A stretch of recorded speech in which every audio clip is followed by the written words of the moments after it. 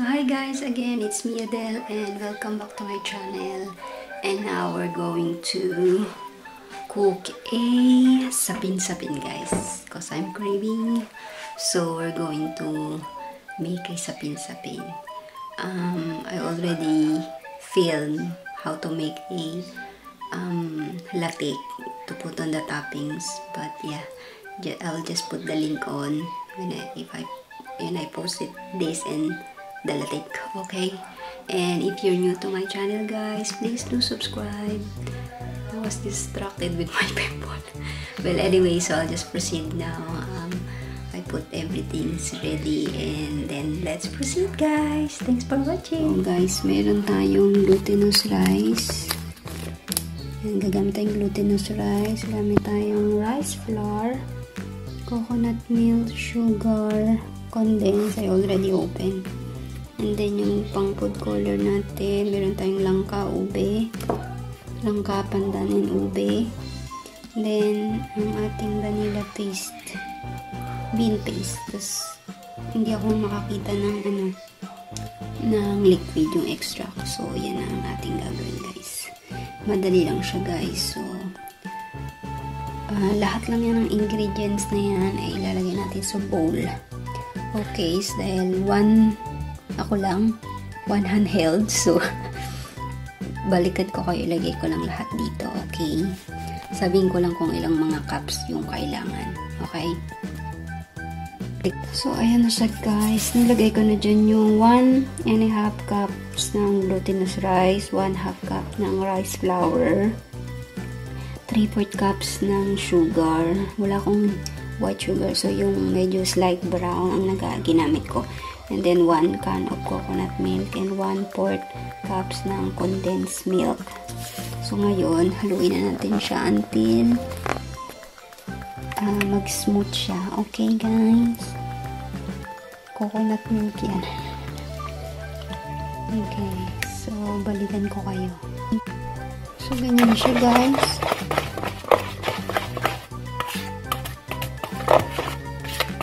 Ngayon, i-divide na natin siya ng 3. So, guys, nagli ko sa 3. So, maglagay na tayo ng food coloring. Natin ilagay ang okay, so, wala. Ano ito? Siya magaling ito. Ito, guys. Kunti lang lagay natin. Ayan, next, ang lagay natin ay langka.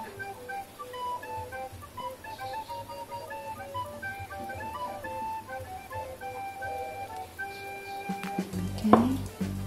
And all the is ube.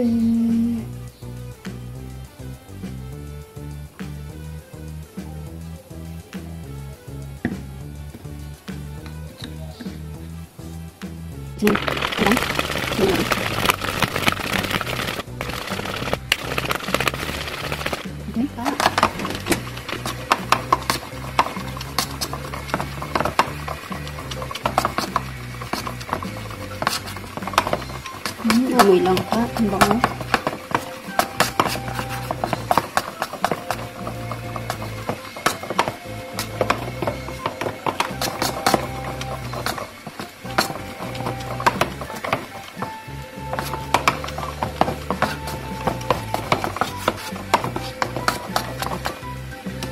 Okay.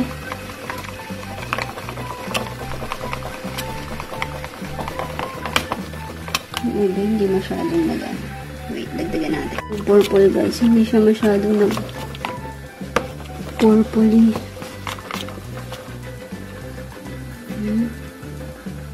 So, palitan natin siya ng red. Dagdagan natin ng red guys. Instead of purple, gawin natin siyang red. Purple na siya. Nilagyan ko siya ng red. Ang konti. So, ngayon, ready na yung steamer ko guys. Kanina pa siya. So, ilagay na natin ito.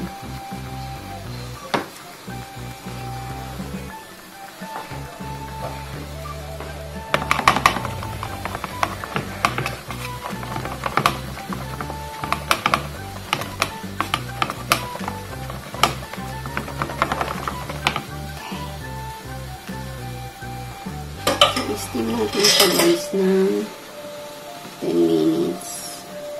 Lagyan natin siya dito. Malaki yung ano ko guys.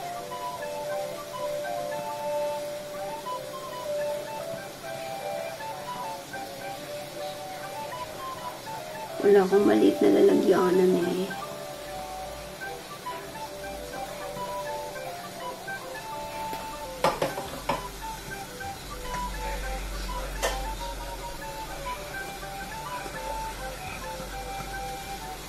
So, steam natin siya ng 10 minutes.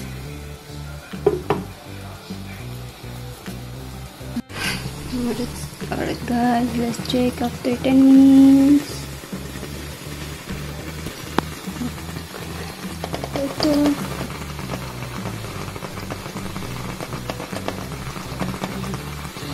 May puti-puti siya. Hindi ko siya na ano. Lagyan na natin yung pangalawa kasi ano na din siya. Yung pangalawang mixture.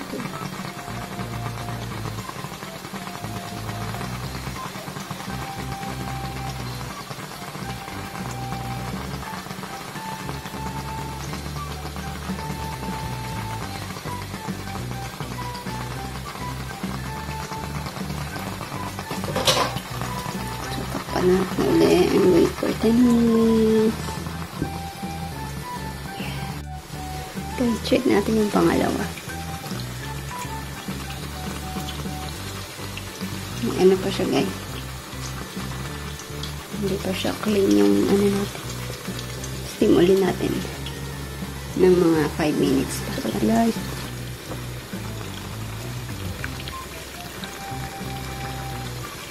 Hindi.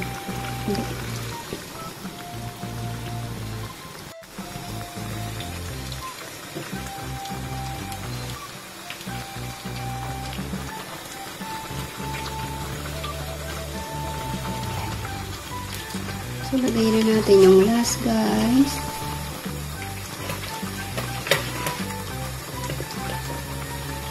Kasi luto na siya, lagay na natin yung last. Last mixture.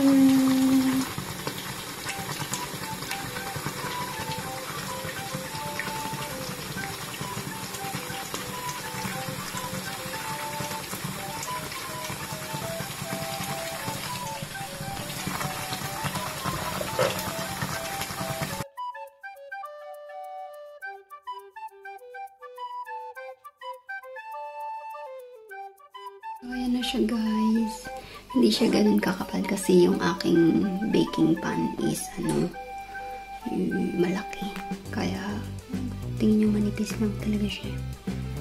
Okay. Guys. Naging sapin-sapin.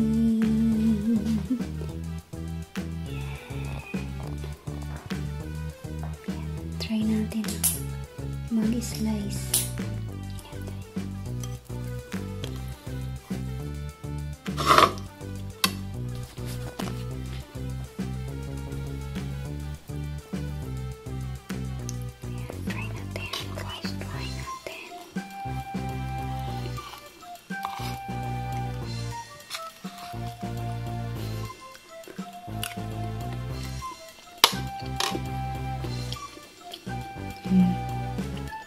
So, yun na guys, natapos na. And then, try na ako. Ayan. Lasang-lasa yung langka. Tsaka yung pandan. Yung ubi kasi hindi siya masyadong flavory. Tsaka, kung napansin nyo, dinagdagan ko ng yung ube. Hindi siya talaga ubi kasi may red coloring food siya. So, kasi hindi na-achieve yung purple na kulay nung nung butter. So, yung mixture. So, ayan siya guys. Craving is satisfied. Ang saya. Ayun guys. Sana nag-enjoy kayo. Ayan, honest. Masarap siya. Yung sa latte, hindi ko na lahat nilagay. Pero, masarap siya. Alright guys. See you next time. To our next vlog. And sana nag-enjoy kayo guys. And pag meron kayong time, lang pangtanggal lang ng craving, ng mga gusto nyo, itry nyo rin magluto ng mga kung anong gusto nyong lutuin. So, yun guys. Thank you guys. Bye. Bye guys. Thank you. Don't forget to subscribe on my channel guys. And see you again next time. Bye.